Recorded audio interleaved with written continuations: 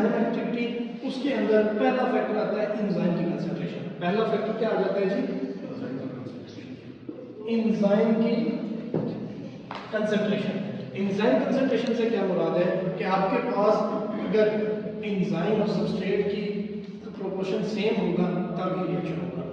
अगर आप एंजाइम की कंसंट्रेशन ज़्यादा है, सबस्ट्रेट की कंसंट्रेशन कम है, तो उससे कोई खास फायदा नहीं होगा, क्योंकि हमने अभी पढ़ा कि एंजाइम बहुत ही स्पेसिफिक है अपने फंक्शन में। अगर आपके पास सबस्ट्रेट एंजाइम मौजूद है, सबस्ट्रेट उस पर आकर अटैच होगा तब रिएक्शन होगा।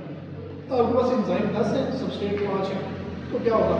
5 सबस्ट्रेट आकर अटैच हो जाएंगे, 5 एंजाइम खाना पड़ेगा। दूसरा कंडीशन है, अगर आपके पास एंजाइम 5 है, सबस्ट्रेट 10 है, तो 5 सबस्ट्रेट के ऊपर आकर अटैच हो जाएंगे, 5 सबस्ट्रेट एक्स्ट्रा बढ़ जाएंगे। तो इसीलिए आपके पास एंजाइम और सबस्ट्रेट की कंसंट्रेशन एक दूसरे की क्या है? डायरेक्टली रिलेशन है। अगर आपके पास इनकी कंसंट्रेशन एक की कम होती है और दूसरे की कम नहीं है, तो ऑटोमेटिकली दूसरे का रिएक्शन भी रुक जाएगा। ठीक हो गया?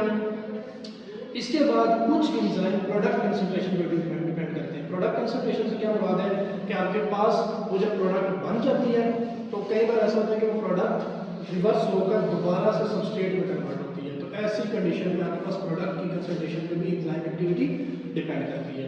इसके बाद अगर हम टेम्परेचर की बात करते हैं तो हमने ऑलरेडी डिस्कस किया कि आपकी बॉडी के एंजाइम एक्टिविटी के लिए ऑप्टिमम टेम्परेचर चाहिए। वो ऑप्टिमम टेम्परेचर कितना जी? 37 है। इसके बाद अगर हम पीएच की बात करते हैं तो पीएच क्या होती है? Optimum pH.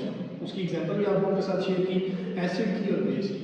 अगर आपके पास कोई ऐसा एंजाइम है जो एसिडिक नेचर में आके एक्टिव होता है, तो जैसे ही बेसिक में जाएगा वो डीनेचर हो जाएगा। कोई ऐसा है जो बेसिक में है, वो जैसे ही एसिड में आएगा वो डीनेचर हो जाएगा। फिर activator of coenzyme, effect of वो जो कोएंजाइम मैंने बात की कि वो अगर आपके पास सबस्ट्रेट भी मौजूद है, एंजाइम भी मौजूद है, लेकिन जो उसको एक्टिवेटर ग्रुप है, जो कोएंजाइम हो सकता है, कोई प्रोस्थेटिक ग्रुप हो सकता है, कोई मेटल कॉम्प्लेक्स हो सकता है, अगर वो मौजूद नहीं होगा तो रिएक्शन नहीं होगा। मतलब अगर एंजाइम भी मौजूद है, सबस्ट्रेट भी मौजूद है, उसका कोएंजाइम मौजूद नहीं है, तो वो रिएक्शन वहीं पर रुक जाएगा। इफेक्ट ऑफ इनहिबिटर बहुत ज़्यादा इंपॉर्टेंट है यहाँ पर। इफेक्ट ऑफ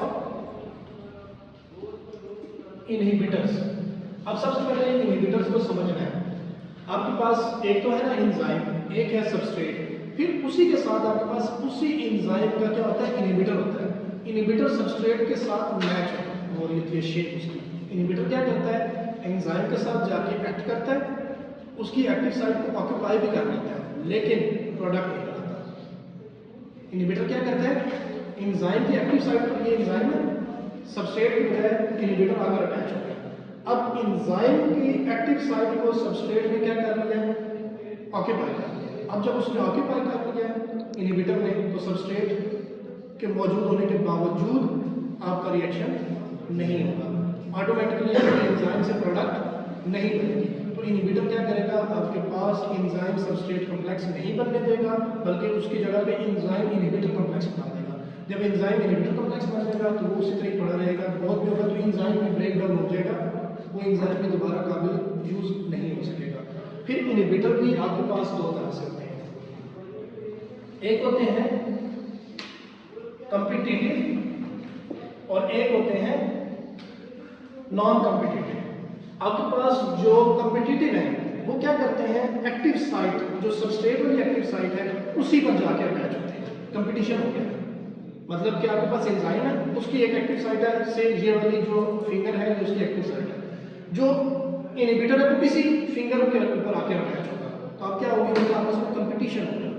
फिर आपके पास कुछ एंजाइम, कुछ इनहिबिटर्स ऐसे हैं जो कि नॉन कॉम्पिटिटिव है। नॉन कॉम्पिटिटिव किस सेंस में? वो एंजाइम सबस्ट्रेट अपनी जगह पर जाकर अटैच हो गया, उससे उसको कोई फर्क नहीं पड़ा, वो क्या करेगा? वो एंजाइम की किसी और जगह पर जाके रोक रहा है उसको, वो एंजाइम की किसी और जगह पर आके अटैच होगा। जब वो आकर अटैच हो जाएगा तो एंजाइम सबस्ट्रेट कॉम्प्लेक्स बनने के बावजूद प्रोडक्ट नहीं बनेगी। तो आपके पास कॉम्पिटिटिव और नॉन कॉम्पिटिटिव, इस चीज़ को जहन में रखिएगा कि जो आपके पास इनहिबिटर है वो दो तरह से होते हैं, कॉम्पिटिटिव होते हैं और नॉन कॉम्पिटिटिव होते हैं। कॉम्पिटिटिव क्या होंगे? जिस जगह पर सबस्ट्रेट आकर अटैच हो रहा है उसी जगह पर आकर अटैच होंगे, वो कंपटीशन करेंगे। और जो नॉन कॉम्पिटिटिव है उनको इससे फर्क नहीं पड़ता कि उस जगह पर सबस्ट्रेट आकर अटैच हुआ है या नहीं हुआ, वो क्या करेंगे? उनकी अपनी कोई एंजाइम के साथ ज़्यादा एक्टिव साइट होगी, उस जगह पर आगे वो अटैच होगी। जब वो अटैच हो जाएंगे तो सबस्ट्रेट चाहे मौजूद हो या ना हो, एंजाइम नहीं चल